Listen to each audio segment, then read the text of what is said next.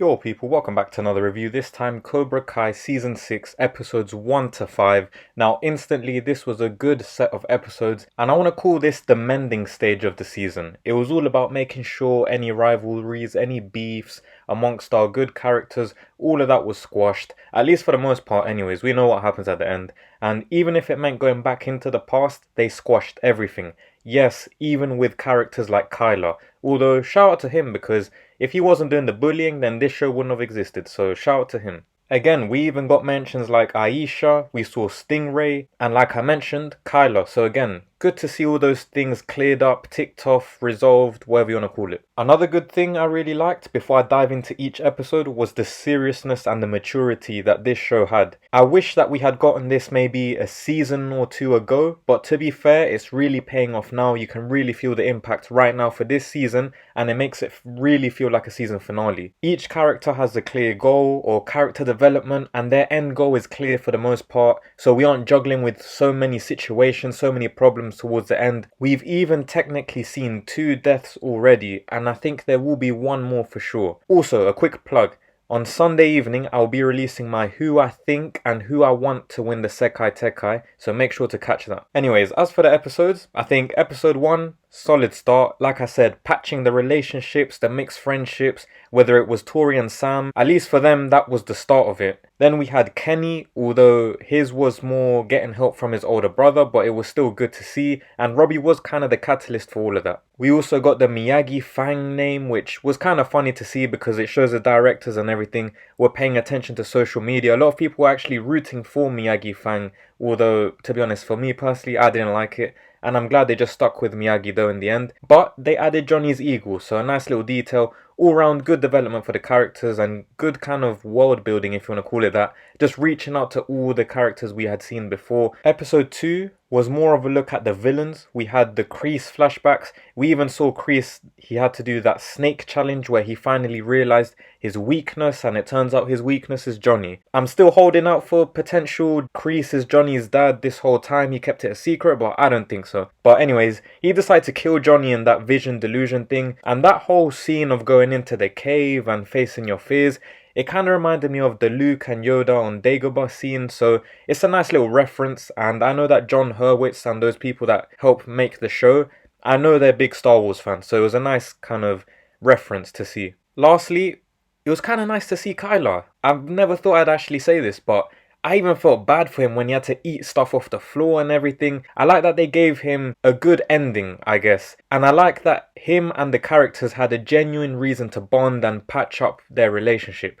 A big thing from this episode as well was college, and it really added pressure to all the characters and shows the audience that there's more to life than karate for some characters, but for some it's all they have, or they need these accomplishments from karates to help their personal life and to help their future. Next was episode 3, and this was my favourite from the 5 so far, and we got the announcement that the Sekai Taikai is in Barcelona, Spain, and only 6 members can go and represent. We got the gender reveal for Johnny's kid, and it was a girl, which was pretty obvious to be honest. And on the other side, we saw Kreese being the master manipulator, the top scout of talent, of villainous behaviour. Just see him turn that whole group into what he wants it to be.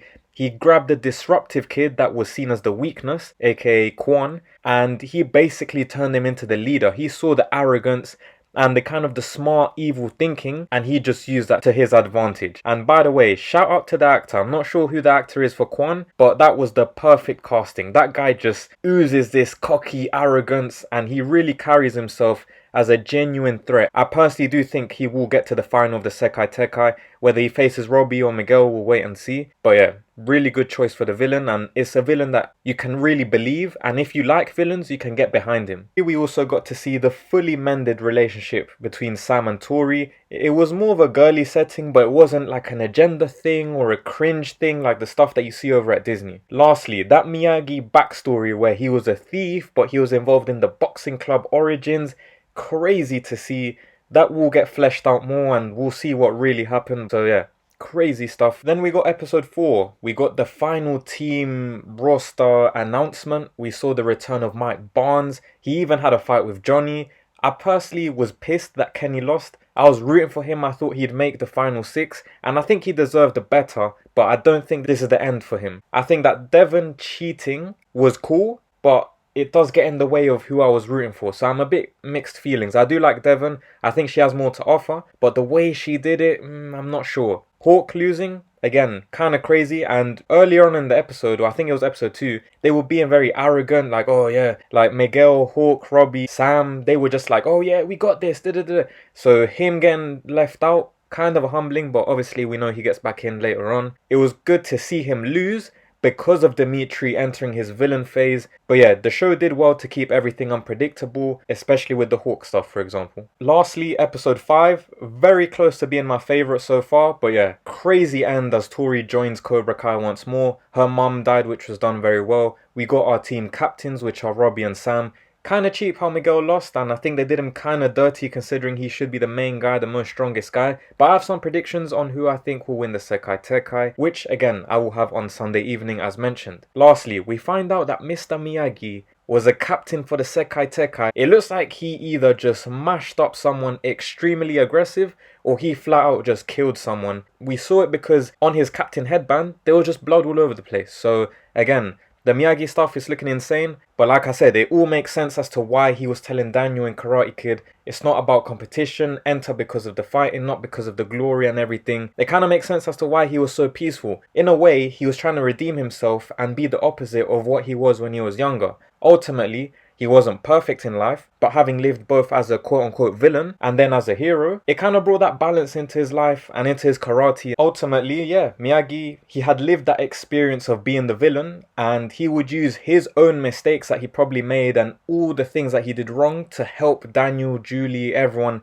to live a better life. So again, if they explore this and they're genuine with themselves and they don't do this whole, oh, but he was good in the end, so that's what matters. As long as they're genuine, they should cook. But yeah, overall, very impressed. I'd say, for me, it's sitting at a 7 out of 10 so far. I'll list you some quick negatives, just to keep it balanced. So my first negative was Dimitri's motivation for being in the Sekai Taikai. He basically did it to not get dumped. And if you don't want to say that, then it was at least for a female-related reason, which was kind of simpish. We had Kenny, who wanted it more for his own personal growth. We had literally Devon cheating because of how much she wanted it for herself. I think they could have done something a bit better for Dimitri. Also, he got into MIT, so there was no real struggle so far for his character. He's basically done. There's nothing else to really achieve. Just getting into the team for him is an achievement, so I don't see what else they can do with his character. Another negative was the ending and showing us the Sekai Taikai. I like how they unveiled Tori, don't get me wrong. I understand it, good shock value, everything, but it felt a bit rushed. Like they just jumped over to a whole different continent. They're in Barcelona all of a sudden. Like,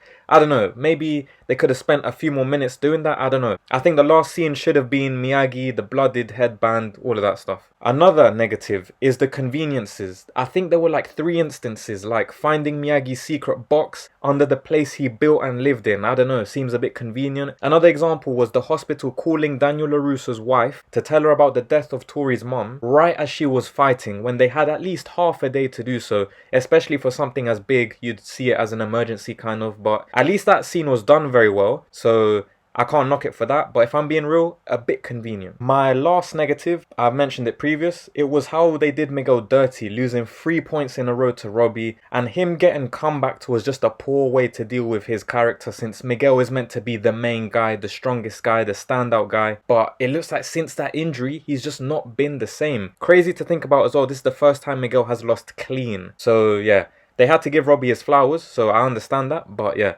like I said, I'll have more in the Sekai Taikai video. I don't want to kind of spoil that video. But yeah, a bit weird. I would have preferred the 1-1, 2-2 thing, but from 2-0 up to get comeback 3-2, a bit shady. But yeah, I'm looking forward to the next 5 episodes. It's crazy to think that this show will go beyond the tournament. So it means these guys are actually cooking something bigger and more serious than just a karate tournament, teen problems, and those kind of things. We didn't even get a scent of Terry Silver in these 5 episodes, so be on the lookout for that. I still think we'll see Julie Pierce. Maybe she's a sensei for another country at the Sekai Taikai. We'll probably get the adults fighting one more time, Johnny V. Kreese, etc. And we'll get to the bottom of the Miyagi mystery. And I'm hoping for a young Miyagi spin-off. I don't think they'll do it, but one can hope. As always, let me know your thoughts down below in the comments. Drop a like on the video, sub to the channel if you're new around here. Really appreciate the support. Keep an eye out for my next video, which will be about who I think wins the Sekai Taikai. Thank you for watching and have a great rest of your day.